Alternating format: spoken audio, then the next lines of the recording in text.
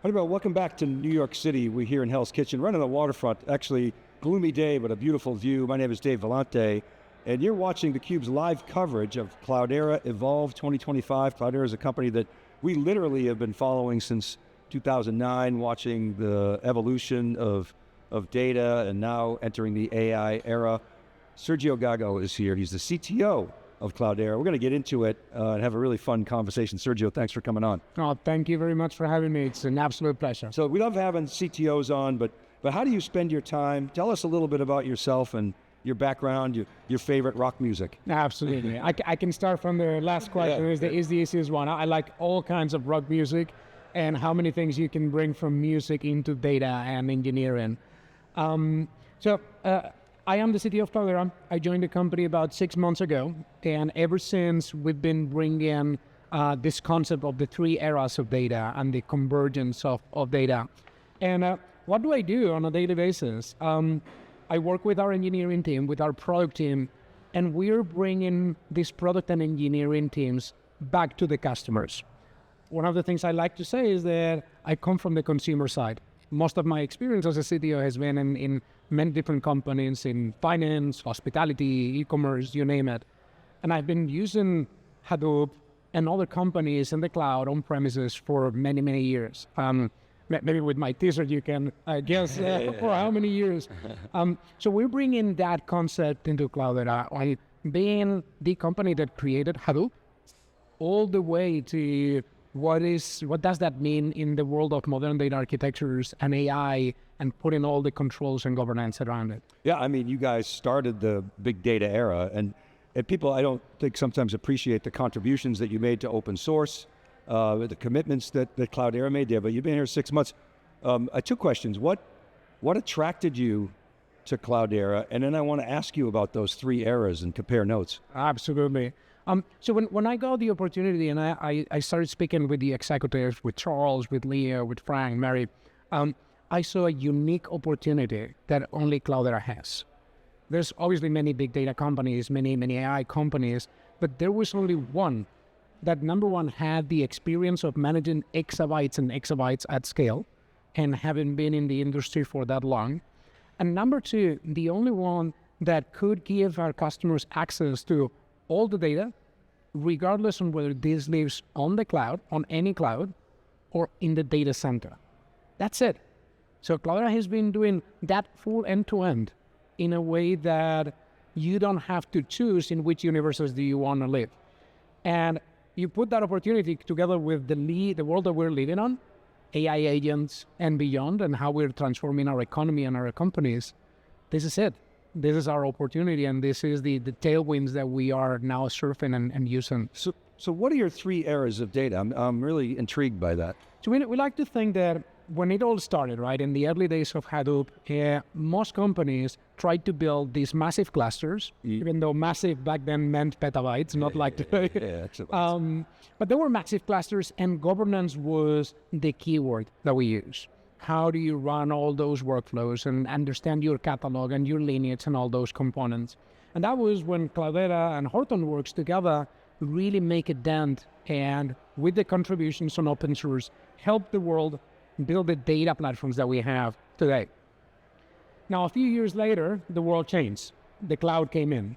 And with the cloud, there came many other companies that were cloud only and brought what we call the era of convenience. Installing something like Cloudera Data Platform required time, right? It's a complex thing. I like to say that becoming a data engineer back in the day was actually relatively simple.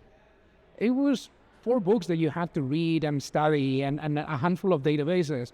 Now, it was very difficult, especially when you had to scale things up, right? It was simple but difficult. But with the era of convenience, things exploded in complexity. They were still difficult, but they were now more complex. To give you one example, now there are hundreds of engines, databases, runtimes for any data engineer to pick up and choose. So if I had to become a data engineer today, I would have a hard time even remembering the names of those systems. That era of convenience made possible doing things that with just one credit card swipe, you could start workloads. You can train a machine learning algorithm. You can build a data visualization dashboard or anything like that. So where we are today with all these requirements of building AI agents, running LLMs at scale, private AI, governance requirements, sovereign cloud, if you will, put all that together, repatriation workloads, and companies that now understand they will need always having their data and part of their compute on a data center and on the cloud, and consolidate these two worlds that for way too long they've been separated by a massive wall. Even in companies, there was cloud teams and data center teams. Mm-hmm. So the third era, the era of convergence, and that's where Cloudera is taking the world into. We're bringing that cloud experience into the data center and vice versa, so that you can run your pipelines, you can store your data, you can manage your models, you can do everything with the same governance and controls that you had in the first era, but also with the simplicity that you had on the second era. And we call that the era of convergence. So if I may, I would add on something to your three eras. I'm older than you. So I'll add a previous era, what's called the enterprise data warehouse era, yes, which was very expensive. You had one or two or three people in the team that you had to go beg for results, and then 2 weeks later you get the results. Absolutely. And then the market will have changed, and is very painful. The Hadoop big data era began the democratization of data because it dramatically lowered the cost. It dealt with the whole schema on write or no schema on write, changed the game. And then I like how you mentioned the era of convenience. And so we'll get back into that in the next era, the era of convergence, because there's, I want to bring AI into that. But I'll hold off that discussion for a minute. So what attracted you to Cloudera is what I think is the differentiation of the company, what we called in 2021 super cloud. Yes. The abstraction layer that sits above the public cloud, on-prem, edge, multiple clouds, it doesn't matter. It's what multi-cloud should have been. Yes. We called it super cloud, the identical experience across all those estates. The cloud isn't a set of remote services in the sky. It's an experience that is anywhere. And is that Cloudera's, it's not their only differentiation, but that is a major part of the differentiation, is it not? It's one of the main pillars of the anywhere cloud strategy that we are introducing today here at the Evolve in New York. As you rightly said, even each of the hyperscalers is different. And we all had this promise of lift and shift. Just move your workloads, and then at some point you will re-architect them so it becomes more scalable and cost efficient in the cloud. You know what the reality is? We never shifted.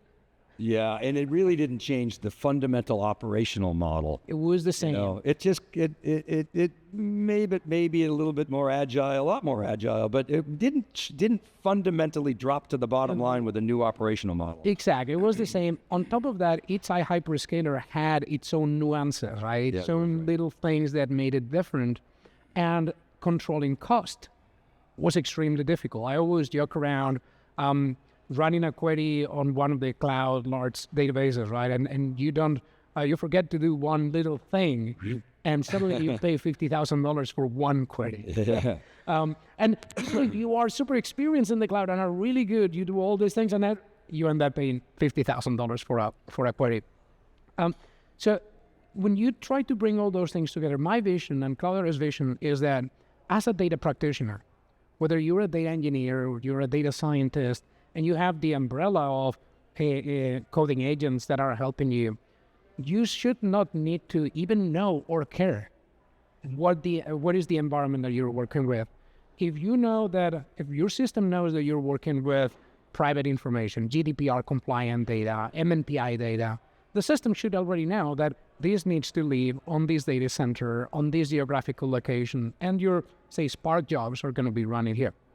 If the system, because of your catalog, lineage, and controls, knows that this is completely public information, then maybe you can run that on the cheapest virtual machines that you can get anywhere in the cloud, and all with the same experience, with the same UX for the data practitioner, right? Add on that, or sprinkle on that AI capabilities that rethink how the workflow should be, instead of the traditional ingest, prepare, curate, distribute data. just a single interface that makes it easy to get insights from the data. Because at the end of the day, that is what we're trying to do, right? Get value from insights. And is that, so you've done the work to create that abstraction layer to have a single experience for a developer. Is that really a metadata management problem? Is that where the intelligence come from? What's the secret sauce that enabled that? I think it's a combination of things. And Cloudera has been doing a few acquisitions in the last year or so that had led us to here. And it completes the puzzle, right?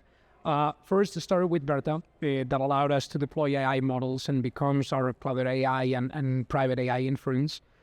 We acquired Octopai, and that brings us the lineage. And the metadata associated with that, yeah. And even a pipeline control and management and automatic upgrades of the pipelines. Okay. Because it does the discovery, so it helps with data migrations, for example.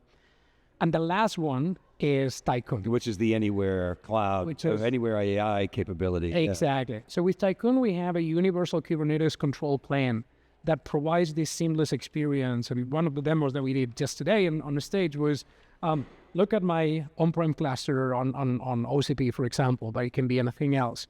And on EKS, on AWS. And I'm deploying Cloudera AI on both systems at the same time in minutes. So the promise is not only the experience is going to be the same, not only your TCO is going to be optimized exponentially, but also you can move workflows seamlessly with this platform. And then in the background, you have your storage and your open table formats and icebergs that allows standardization. So we're also moving into a world where you're going to have different providers of data and storage. You will have Snowflake, you will have AWS, you will have S3, you will have Ozone. It's impossible for a single customer to have everything consolidated, and we don't aim to do that.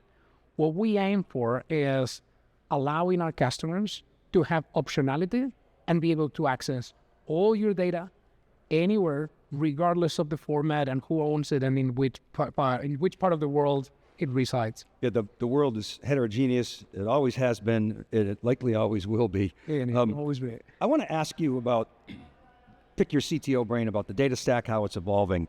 TheCUBE research, which I participate in extensively with my colleagues, we've tried to build a new framework for how to understand how the industry is shifting, and we're using the SaaS model as an example, because when SaaS came in, the technical model changed, the operational model changed, the business model, the pricing model completely changed. So we're using this concept. We didn't coin it, but it's one that we leaned into. Instead of software as services, services as software. So it's new services that are going to be productivity drivers that are going to be delivered through software. So when we think about the data stack and the data architecture and how that's changing, I'd love to pick your brain on that, because you've got a $50 billion BI business, which has essentially been built up around metrics and dimensions and feeding dashboards, which are essentially static. Let's face it. You got a new infrastructure stack that NVIDIA is driving, but you've got this data stack that's shifting. You mentioned catalogs, open table formats, and we're injecting intelligence into that so that it can serve with governance that can serve agents. And the UI is becoming very thin. We're speaking to the system now. So exactly. That portends to us a complete change in data architecture and the data stack itself. So, long-winded question, but how do you as a CTO see that changing, and how is Cloudera evolving its data architecture to accommodate that? Right. That's a fantastic question, and it's very aligned with the way we're thinking into what I called the data platform of 2030 that we will deliver next year. Oh, let's go there.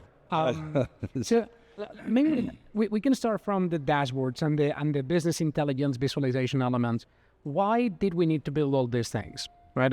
In any enterprise, in any company, someone in the business needs to know certain data or get insights about something, from how much did we sell yesterday, all the way to what is the attrition or potential attrition on our customers. What did we do with that? What happened, and maybe a little bit about why it happened. And maybe why, but maybe. It was, yeah. Traditionally, it was looking into the past. Yes, definitely rear view. Trying 100%. to infer things on the future.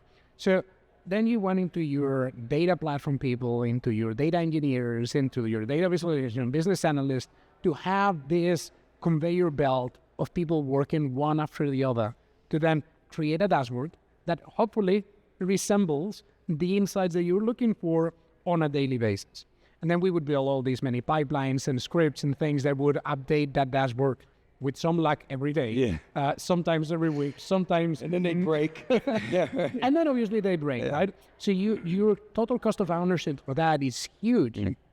But what is the value? The value is, as a CEO, I want to know how much did we sell yesterday.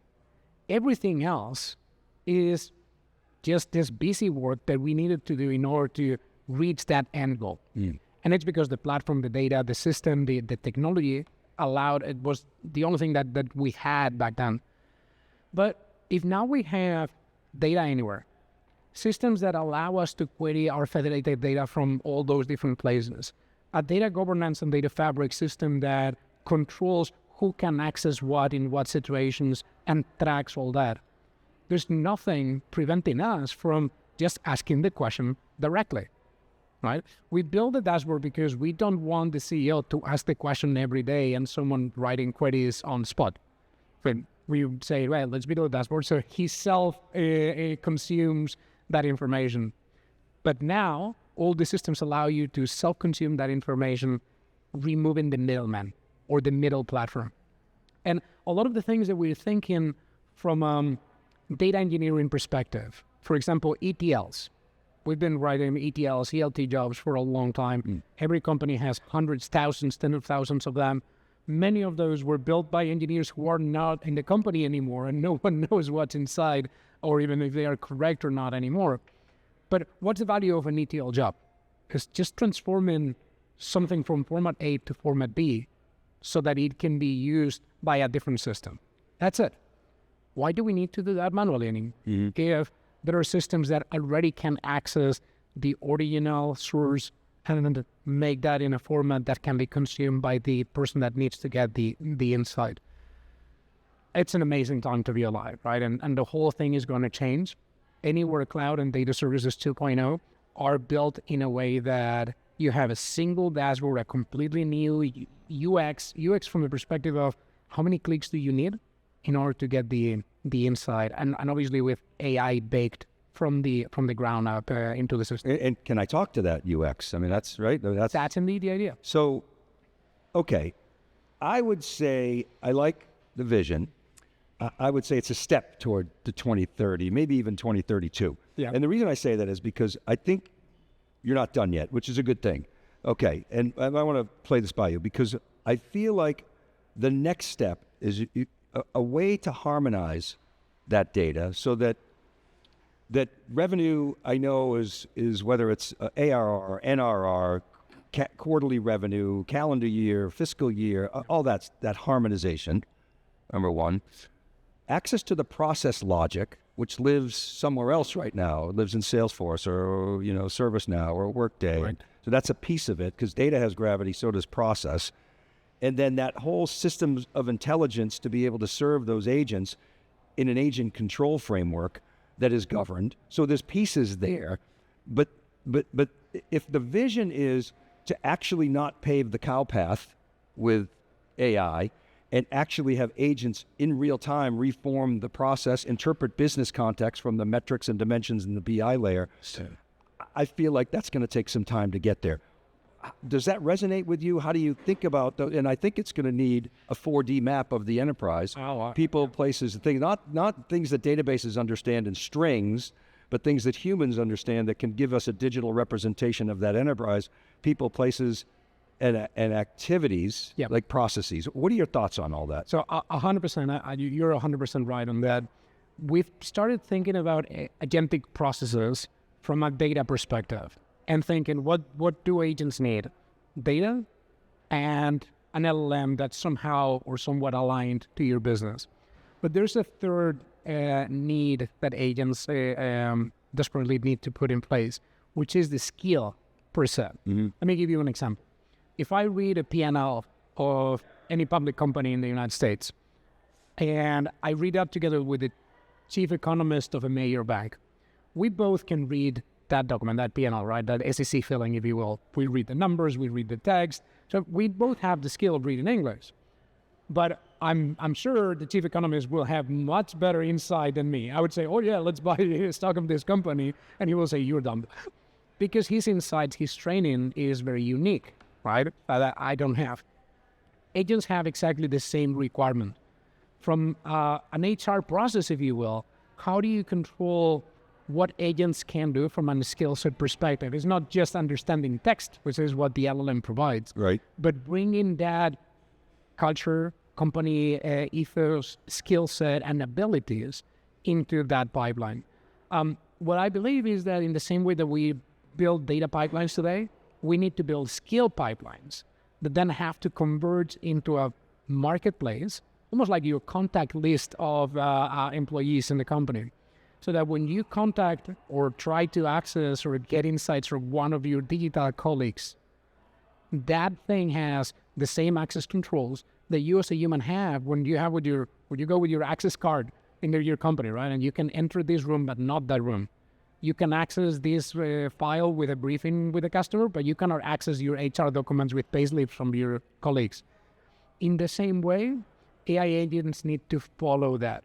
So if we apply that in the data world, it is exactly the same thing. There is embedded in ETL jobs, embedded in pipelines and processes, in your Airflow processes, you have a lot of domain knowledge that's embedded in there. And for the most part is hidden knowledge. Because back then only one engineer knew that, wrote that into the script, and then left the company. So it's embedded in that script, but it's not in the world anymore.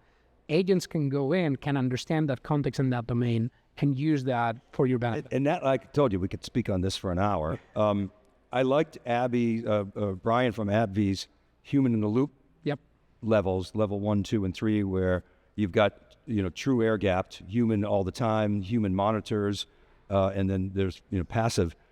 In that scenario that you just laid out, the agent has to have access and authority, but the human's going to be in the loop. They talk to any customer, they're like, no, human in the loop. And when there are exceptions to what the agent can do, they go to the human. And what's going to have to happen is that agent is going to have to learn from the reasoning traces of the human. And that's fairly complicated. I mean, there are some rudimentary examples today. So I'm really super excited about the agentic era. I just believe it's going to take the better part of a decade to evolve. What are your thoughts on that? There's obviously a cultural change. Like any industrial revolution, it requires a lot of change management and adoption challenges to cover. At the same time, it's the fastest revolution that we've seen in humankind. Right? If you take anything from the combustion engine all the way to the internet, it took decades for those technologies to land. Right? We put the car on the roads, and then we realized, oh my God, we need to put traffic lights and signals. People don't get hurt. Now we only have weeks or months to identify all those guardrails and conditions and preconditions and frameworks so that we are safe, yet at the same time we leverage these systems. So Brian's 3 stages are fantastic, is great. You can look at that also from the perspective of robotics. So in robotics, you can have robots that extend your abilities, robots that back up the human, or that completely replace. And by extension, it could be like a cyborg, right? You get an exoskeleton, a robotic exoskeleton that make you stronger. You can do more.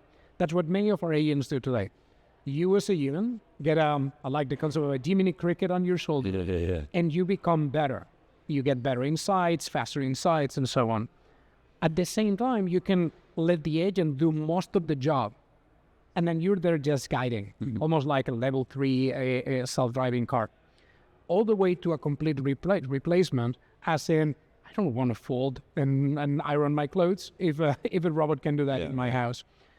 So when it comes to data, and you're baking that into a pipeline or into a dashboard that gives you insight, is that an extension of a system that can have access to data sets that we as humans, we cannot recognize those patterns. So I like to think in terms of extending our human capabilities and having an army of Jiminy Crickets supporting that. The way we try to build Cloudera AI is precisely in that way, so that you can go deeply into the code on how to embed those systems, but also use AI studios so that with a drag and drop system, you can create where does the human intellect go, what are the different connectors, what are the red flags that happen in the system. The governance framework that's included in that kind of as part of the platform. A number of topics we didn't get to because I love to talk about the data architecture, but the state of enterprise IT, only 9% report full data access, so there's some things holding them back. The whole security and governance, we clearly talked about sort of the importance of that. Operational efficiency was top of the list for expected ROI in 2025. So where are you seeing the gaps? Where are you seeing the wins? We'll close there. I think one of the main gaps and part of our story is the data access, as you mentioned. Many of the companies and systems today are based in two facts. One is bring me the data gravity so that I can give you insights based on this part of your data.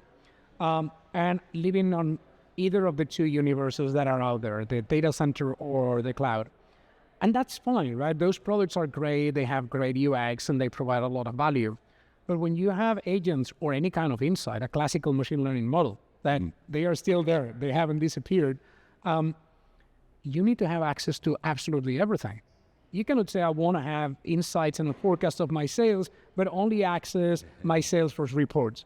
I want to know what the field team is saying about this, or my forecast from another system that lives on a small data center in my all the tribal knowledge that's in unstructured data. Exactly. Unless we give whichever system it is access to the full thing, it's always going to be biased, skewed, and will not give you the full picture. So whichever system we use in the future for agents and for any kind of insight generation needs to be able to live seamlessly in all the different environments. And even if you use different providers, you use Databricks, you use Snowflake, you use BigQuery, you should be able to pull data from all those states in a seamless way. Understanding that everyone will have all that flexibility. And your company goes and acquires another company or merges with another one tomorrow. And they're going to have something different, So it's going to be always like this. It's always going to be heterogeneous and complicated and complex. Sergio, you're an amazing guest. Thanks so much for coming on the Thank you very much for having me. Really appreciate it. Okay, and thank you for watching. We'll be right back right after this short break. We're here at Cloudera Evolve live from New York City. We'll be right back.